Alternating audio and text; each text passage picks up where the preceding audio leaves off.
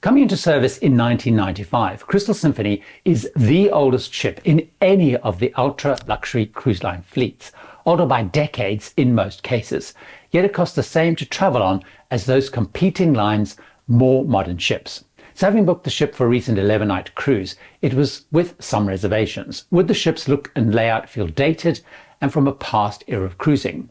Would it be suffering from wear and tear and look shabby and show its age? Welcome aboard. I'm Gary Bembridge, and as with every trip I do, I pay to cruise on Crystal Symphony with my own money. And here's what I thought and found. Let me start with the positives. Here are a few unexpected surprises about Crystal Symphony. First, when I stepped on board, I did notice a more classic and older style layout versus the more modern format of new ships in the competition fleets like Regent Grandeur, Silversea Nova, and Seabourn Encore. But I quickly fell in love with that classic layout, which sets the ship aside from the modern looks and layout of the other lines. Next, everywhere inside and out I saw was remarkably immaculate. The ship had been totally refitted in 2023 by Abercrombie & Kent, who rescued Crystal Cruises and the ship from bankruptcy, and every venue and all exterior decks looked pristine and smart. Probably the only areas that did feel a bit dated were the public restrooms and the elevators. Third, in that refit, capacity was cut by over 200 guests, down to just 606. This meant the ship and venues felt spacious and were never packed, and I believe it offers the or one of the best space to passenger ratios at sea. Let me talk about what the ship had to offer and the pros and the cons of the venues. There were two exterior features I really liked that I will cover first. The ship looks stylish, and unlike most modern ships, it has a stunning tiered rear with seating and lounges on each one, while modern ships scrapped this older style feature to run the decks to the very edge to pack more cabins in. Crystal Symphony also has a wide promenade deck on deck 7 that goes all around the ship. I love this, as many modern ultra-luxury ships have lost this. I found a good range and choice of venues, with especially many options in the evening.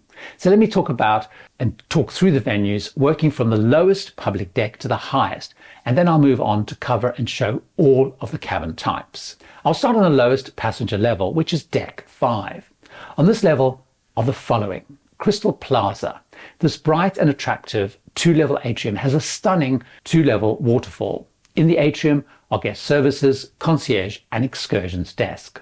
Also on this desk are the future cruise sales desks. The only bar and lounge on this level is the Crystal Cove Bar. This is popular before and after dinner, and there is live music here every single night. The Crystal Plaza and the Crystal Cove Bar is the venue for another Crystal signature, the White Party. Deck 5 is also where the waterside main dining room is. This large, attractive restaurant is open for breakfast and dinner and lunch on sea days. I cover the food in detail in another video I've got about cruising on Crystal. More about that later. One level up is deck 6, which has most of the public venues. This includes several lounges and bars. The largest is the Starlight Club, which hosts nightly dancing to the live band, occasional cabaret shows by the Crystal Ensemble, singers and dancers, and guest entertainers, and it's where the captain receptions are also held. It's also where the trivia and bingo take place and excursions meet. The Avenue Saloon is an intimate and popular after-dinner bar with a nightly pianist and hosts some of the small enrichment classes like How to Improve One's Photography course on my particular cruise. Next to this is the Connoisseur Club, the Cigar and the Smoking Lounge. There is also a large but actually little used venue called The Lounge. It's where daily bridge and bridge classes are hosted, but usually it was empty, and so it was a good quiet spot if you wanted to find somewhere to sit in. The last bar and lounge on deck 6 is Jade Nightclub, which has a DJ after about 10 o'clock at night. Deck 6 also has some key entertainment venues. The largest is the Galaxy Lounge. This is where the nightly production and guest entertainer shows are held, and actually most of the enrichment lectures are held in here too. There is also the Hollywood Theatre. This is a cinema which shows daily movies and is used for some of the enrichment talks. At the rear of Deck 6 is the Monte Carlo Casino, which is in partnership with the famous one in that city. It has a decent number of slot machines and a couple of tables. Also on Deck 6 are 4 important dining venues. First, the Bistro, a cafe with snacks relevant to the time of day. This is a great venue and a busy and buzzing place throughout the day. 2 of the specialty restaurants are also on Deck 6. Uma by Nobu Matsuhisa, a Japanese Peruvian specialty restaurant. Amazing food, and it's the only Nobu restaurants at sea are on crystal ships. The other specialty restaurant on this deck is Osteria da Ovidio, an Italian specialty restaurant, which is another beautiful venue with good Italian classic food. Also on Deck 6 is the cozy The Vintage Room. It's a small dining room hosting exclusive added cost tasting menu and wine pairing evenings. There are several enrichment venues on Deck 6 too. The largest is the library. This has apparently over 2,800 books. Then there is a large computer university at sea cyber cafe with desktop computers to use. Starlink Wi-Fi is included within the fare. Attached to that is the studio, which hosts the computer, smartphone and tablet training sessions. This venue is probably a bit small as those classes were absolutely packed and were often overflowing on my trip. The remaining venues on Deck 6 are several shops, one focused on watches and jewelry, another on clothing and merchandise, and a third on perfumes. Then there is the Crystal Images. This is the onboard photography center. The next set of passenger public venues were higher up the ship on Deck 11. On this level was the Seahorse Pool with a rather decent sized lap pool and loads of seating areas and plush lounges. Also on this level is the large Palm Court Lounge, which overlooks the bow of the ship. This is used for daily afternoon tea, which is fantastic, and hosts some dancing to live music in the evenings. There's one unusual venue for an ultra-luxury line on Deck 11. Crystal Symphony has kids and teen club spaces opposite Palm Court called Wave and Fantasia, though they do only operate on limited sailings in peak school vacation times. There are a few dining venues here on Deck 11 too. Deck 11 has the Marketplace. This is the buffet. It's open for breakfast and lunch. Good quality food here with a great outdoor area for alfresco dining in good weather.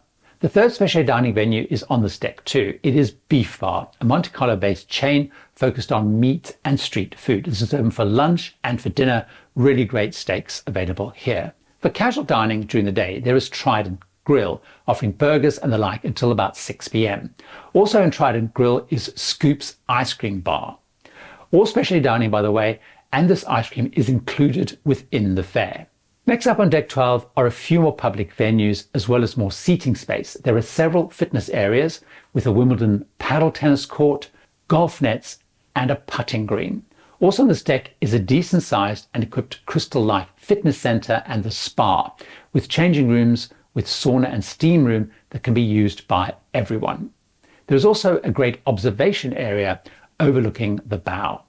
There's also no fee to use guest laundry rooms on most cabin decks. On my deck, Deck 9, it had 6 washers and dryers, so pretty good size. So what about the cabins? There's a great and wide range of cabins, most of which I actually got to see on my cruise.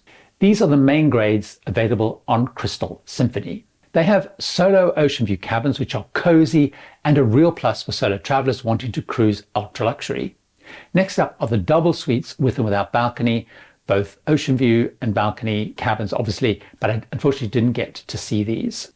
Then there are aquamarine suites. These are the main balcony cabins and they're a pretty decent size. The next level up are sapphire suites. Now these are a fantastic size and a great layout. They have a seating dining area, a bedroom area, and a large bathroom. I actually stayed in one of these and I really like this grade enormously. However, if you're planning to go in this grade, you need to know there are various types due to different rounds of refits and upgrades. There is the modern 2023 version that I had, a 27 refit version which uniquely have washers and dryers in the bathroom. Then there's a classic version with darker and more traditional feel. And there's actually also ocean view ones with no balcony. Next grade up is Junior Penthouses, which is a 1-bedroom suite, really attractive. I like these a lot. The highest grade on the ship is Crystal Penthouse Suites, which are the largest and most grand suites on the ship. They're huge and they're very fancy. Now, I did note one issue overall with the cabins that I want to talk about. Those kind of entry-level suites, including the aquamarine balcony cabins, are definitely smaller than the more modern competition suites on the newer ships, even though they are actually similar in price. Also, the ship, unlike those newer ships, has many ocean view and not balconies cabins, but again, they're similarly priced.